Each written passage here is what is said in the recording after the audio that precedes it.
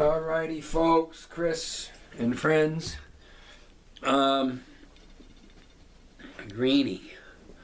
I spent a few hours on this, tweaking it a little bit along the edges, not bad.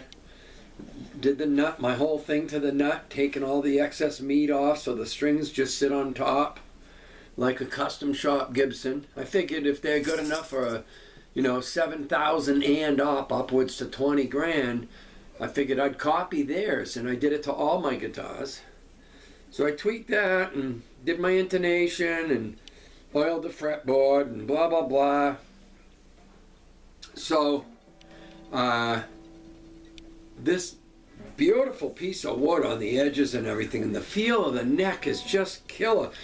I found out some other things about these. This Epiphone has got more going for it as a Greeny than the Gibson USA. Okay, so people complain about the high price of these. The case is cool too because it's got a cooler inside color than the 59s do. Epiphone 59s. But this has real mother of pearl inlays, okay? This ain't just the plastic stuff. It advertises, and when I look at them, this is real mother of pearl inlays. It's got Grover automatic tuners on it. It's a one-piece headstock. There are no wings, on the edge. There's nothing wrong that there's wings on a Gibson headstock. That's no big deal. All it is they use a narrow piece of mahogany, and then they have to add those wings on so that they can drill the holes and put the tuners on. This is a literal, no wings, one piece of mahogany, no scarf joints, a real legit one piece of mahogany.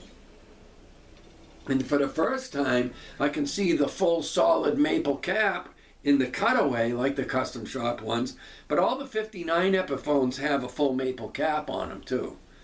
So it's got the real mother of pearl, a true one-piece neck, and of course the Gibson headstock cut, and it feels fantastic. That's just fucking satiny, but it's not satin. It's got a slight gloss to it. Just freaking awesome. And what else am I forgetting? Oh, so I wanted to give you a little sound on it.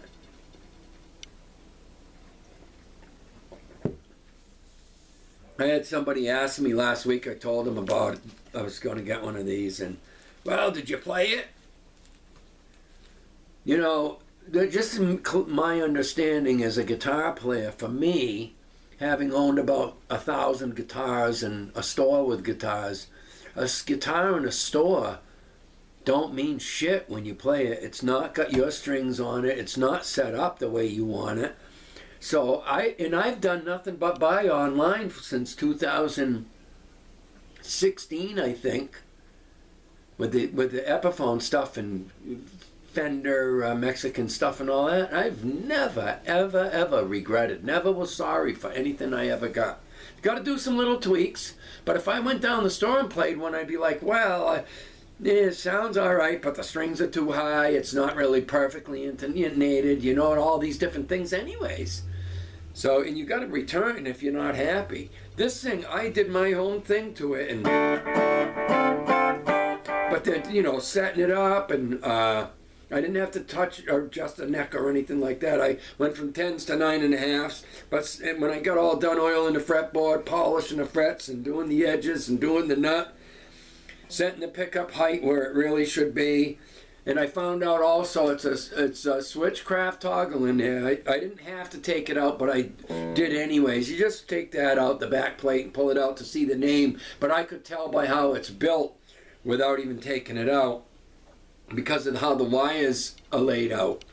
So the switchcraft, CTS pots, I think Mallory capacitors, Gibson USA Greeny buckers. Fucking nicest guitar out of all of them. I got 3 59s. I got a 50 standard that's really killer, really built well with the long neck tenon like this one has. And oh, by the way, all this is rounded on the headstock. You know how it's almost like they rounded them just like this. Oh, this is the reason why. And the profile on the Gibson USA is a 50 standard profile. from what I was told. I haven't played one. The Epiphone one, this is from information I got from YouTube. This neck is the scanned neck of the actual Greeny, because even on the guitar case it's got with Gibson Custom Shop. This profile is supposedly the scanned profile of the actual Greeny 59. I fucking love it. It feels great. It's got meat. It's got the, you know, this way thick, but it doesn't have a shoulder on it. So it's like a Carmelita type neck where if you look at the profile sideways, it doesn't round out. It's got a shoulder on it, and it's got a little thickness. It's got perfect. It's just freaking perfect. All right, so anyways, here's the bridge, and I just got this is just a cube amp, a little $175 transistor amp.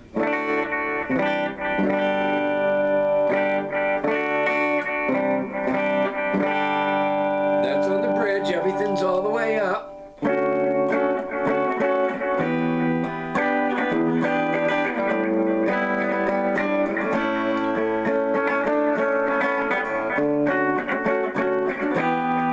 There's a little delay, probably a little too much on it because I can hear it slapping back.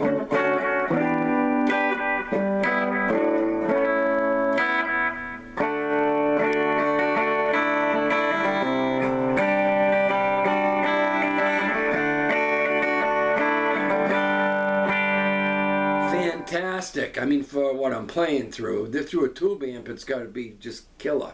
Now here's the neck, is very warm, very, very warm.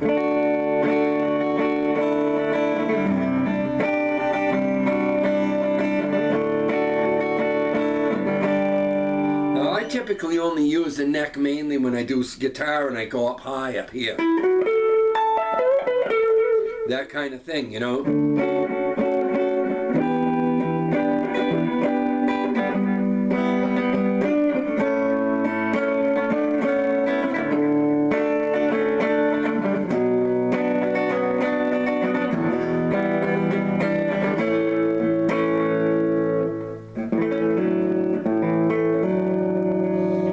Here's the Greeny, that tone with the quack. When you put it in the middle, with the volumes, the two volumes all the way up, you get this. Hear it? So you'll hear it more on the melodies, I think.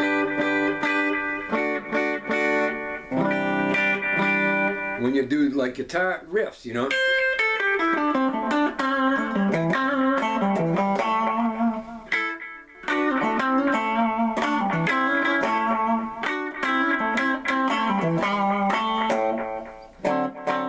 It's got a little quack to it, but so if you took a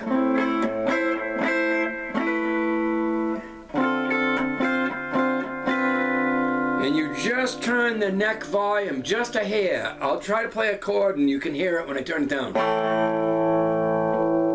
Yeah, that switch, I just barely moved it, and then you get your normal middle position.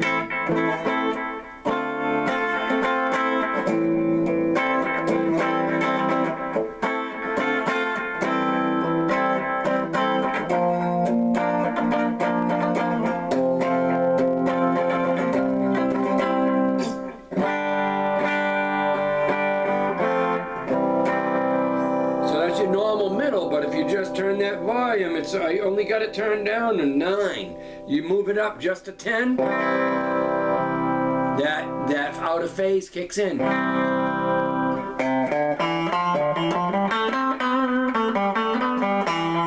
Pretty cool, huh?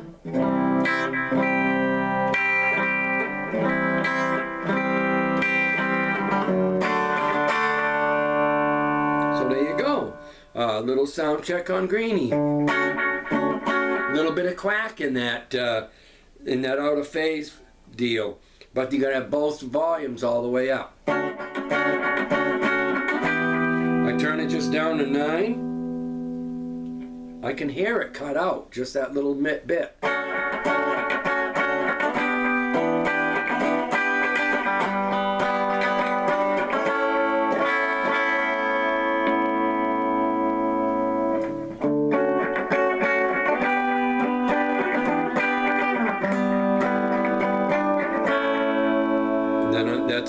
bridge, and then here's the neck.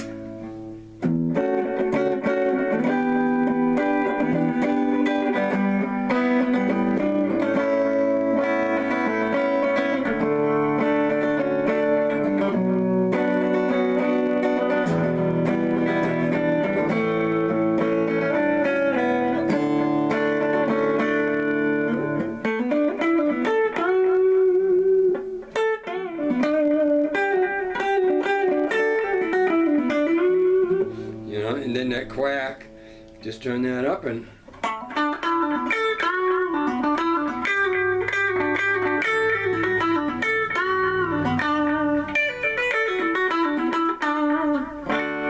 there you go. Just a quick little rundown.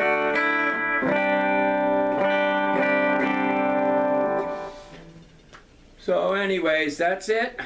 I'm very happy with it after I do all my stuff to it, you know, and then string it up all ready to roll and adjust the string height where I want it and intonate it. I'm very happy. And I can always hot rod it with other stuff if I want. Put the greenies on the bed and really nice wiring inside. Very basic. It's literally 50s wiring. Nothing much in there at all. And it's just a single wire. The pickups is just a braided wire, hot wire, and the braid you ground. But on these they got that braided part of it, the outside of it, covered with a nice rubber boot on the whole thing, and just in one spot where they break throughs to where they ground a little bit of the braid to the pot. So that's pretty cool. Because the pickups I buy, they got them bare braid on them, which is no big deal, you know. Hot wire, I just hot wire them right in, and then just make a tin where I want on the braid, and then where I'm going to solder it to the pot, and just make a little puddle there and sing, ground it out. But it's really, really cool the way they wired it, and it's got all those appointments. I mean, this is the best. To me, the best Epiphone is made yet, but I also see now God, what's the Adam Jones, I think it is, from Tool, has got a Silverburst just coming out. He's got several out already. They all got artwork on the back of them, and those are $12.99. He's got several of them already. He had them out for a while. But they're just coming out with another one. They don't even have any in yet. That's got the Gibson headstock cut. It's a Silverburst custom loaded with, it's got a Seymour Duncan in the bridge, I think, and it's got a Gibson custom bucker. That's the same pickup that's in your Custom Shop 59 Les Paul. That's what it's got in the neck. So it's got big money just in the pickups in that guitar. So I'd like to get one of those now down the road. Silverburst custom, but it's hot rodded nice with a Gibson cut headstock and I'm sure Switchcraft and all the good guts, all the Gibson USA guts, you know. So that's going to have a Custom Shop Les Paul pickup in the neck. That's what a Gibson custom bucker is. You'll find if you look them up, they're 300 something bucks or whatever they are. I don't know, maybe they're 250. I'm not sure, but they're not cheap.